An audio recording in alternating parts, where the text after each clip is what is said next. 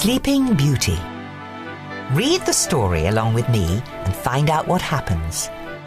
You'll know when it's time to turn the page when you hear this sound.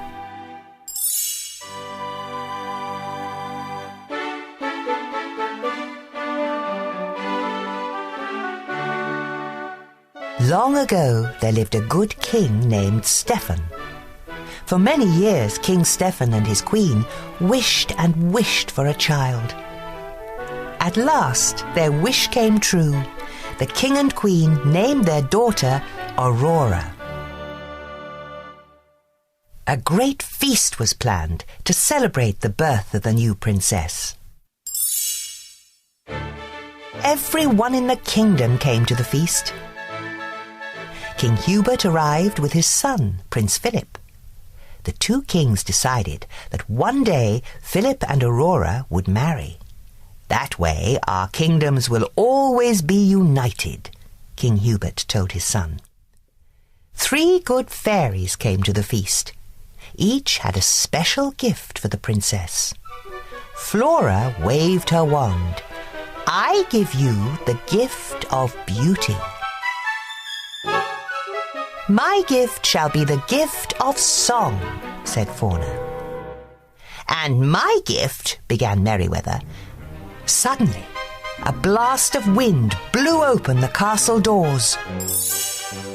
A bright flame filled the room. Then the wicked fairy, Maleficent, appeared from the flame. You did not invite me to the feast, King Stephen, but I too have a gift for the princess. Maleficent pointed at the cradle.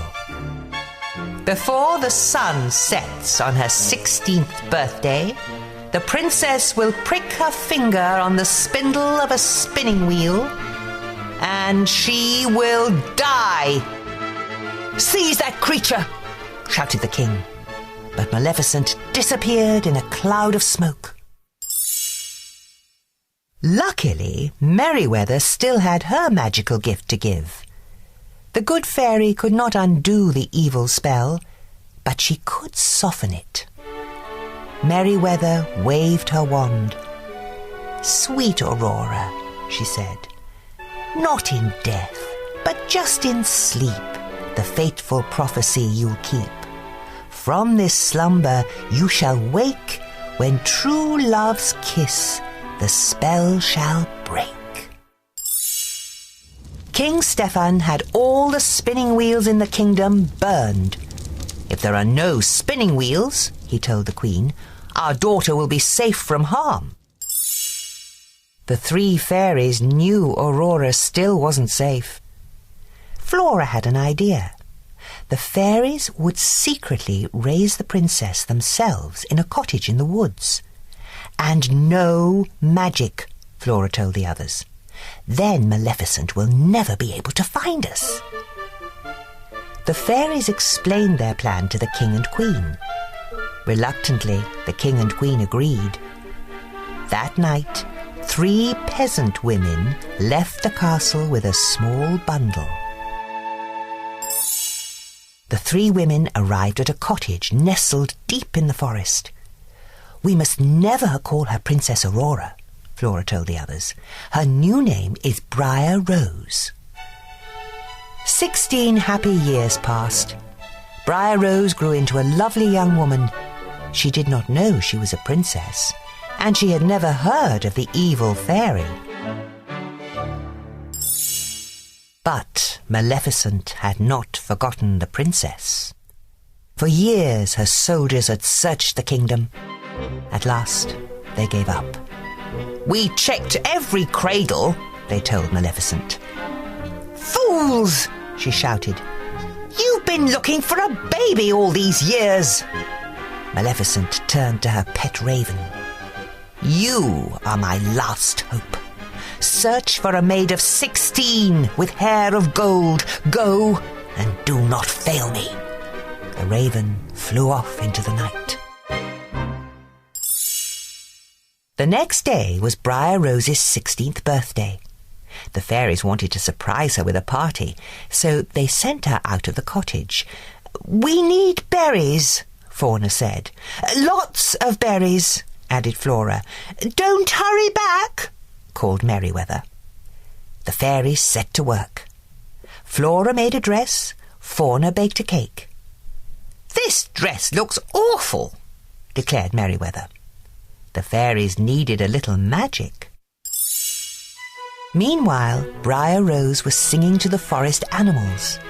She told them all about a prince she had met in her dreams. Nearby, Prince Philip was riding his horse. When he heard Briar Rose singing, the prince couldn't resist joining in. For a little while they sang and danced together. What is your name? Prince Philip asked. Why, it's... Just then, Briar Rose remembered that she was not allowed to talk to strangers. I have to go, she said quickly. When will I see you again? Asked the prince. He'd already fallen in love with Briar Rose. Tonight. I live in the cottage in the glen, she called as she hurried away. Back at the cottage, Fauna had fetched their magic wands. She waved her wand. Now the cake was perfect. Flora changed the dress she had made into a beautiful pink gown. It should be blue, said Merryweather. She made the dress blue. Pink, shouted Flora. The fairies kept changing the dress from pink to blue, and blue to pink. Pink and blue magic dust flew everywhere. Maleficent's raven saw the magic dust flying out of the chimney. He had found the princess. Back he went to tell Maleficent. Just then, Briar Rose returned to the cottage. Surprise! The fairies shouted.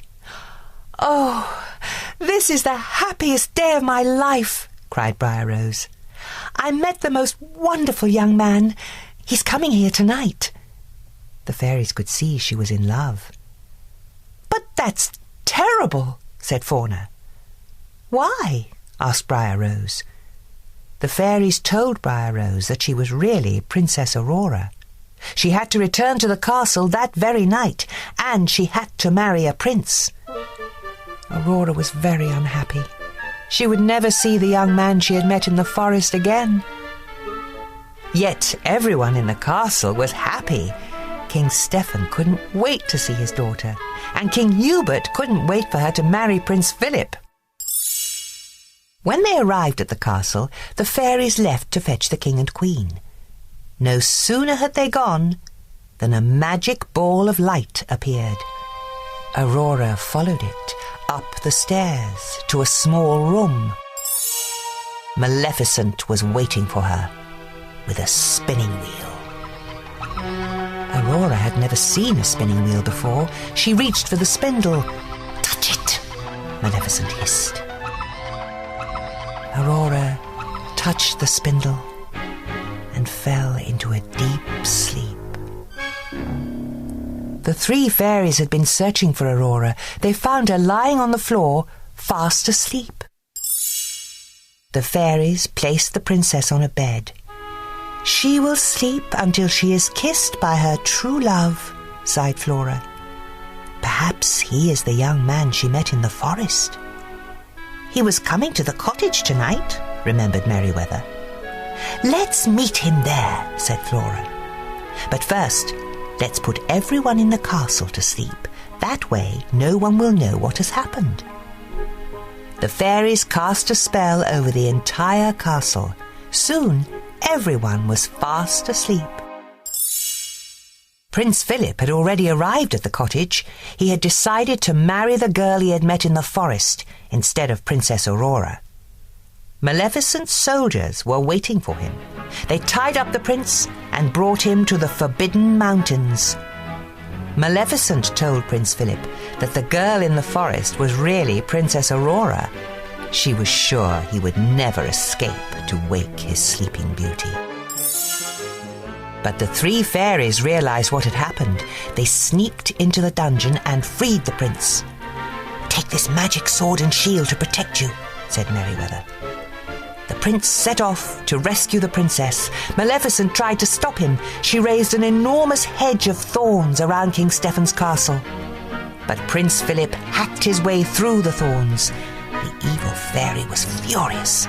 She transformed herself into a fire-breathing dragon and tried to destroy the prince. Luckily, the magic shield protected him. Finally, the prince saw his chance. He threw the sword at the dragon's heart. That was the end of the dragon. And the evil fairy, too. The prince entered the palace yard. Everyone was sleeping. He raced up the stairs to the tower. He found Princess Aurora asleep on the bed. As soon as he kissed her, Aurora's eyes opened. The spell had been broken. Everyone else in the castle woke up too. The king and queen were very happy to see their daughter, and King Hubert was very happy to learn that the prince and princess were in love. The three fairies watched as the young couple danced across the floor. "I just love happy endings," sighed Fauna. Flora and Merryweather couldn't have agreed more.